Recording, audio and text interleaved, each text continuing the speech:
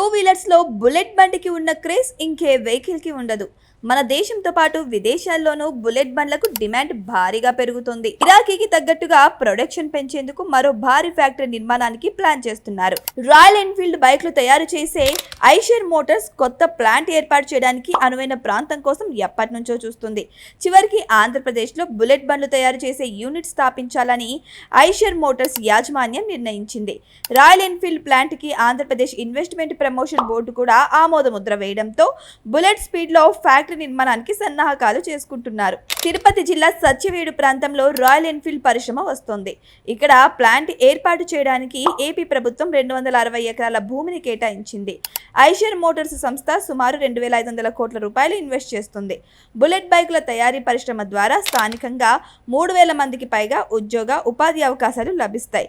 2029 నాటికి మొదటి దశ పనులు పూర్తి చేసి బుల్లెట్ బైకుల ఉత్పత్తి ప్రారంభించాలని టార్గెట్ గా పెట్టుకున్నారు.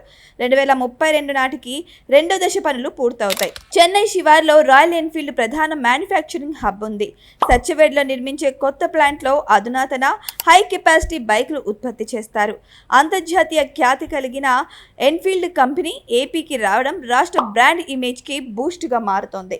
బ్రిటన్ కి చెందిన ఎన్ఫీల్డ్ సంస్థ 1950ల కాలంలో మద్రాసులో ఎన్ఫీల్డ్ ఇండియాను స్థాపించింది. 1970లో బ్రిటన్ కంపెనీ మూతపడిన మద్రాసులో ప్రారంభమైన యూనిట్ స్వతంత్రంగా నిలదొక్కుంది. 1990లో ఈ కంపెనీ ఐషర్ మోటార్స్ యాజమాన్యంలోకి వెళ్ళింది. గత 2 దశాబ్దాల్లో హార్లే డేవిడ్సన్, ట్రయంఫ్, జావా లాంటి పాపులర్ అంతర్జాతీయ బ్రాండ్ హెవీ బైకుల సేల్స్ పడిపోతూ వస్తే రాయల్ ఎన్ఫీల్డ్ విక్రయాలు ఏటికేడాది పెరుగుతున్నాయి.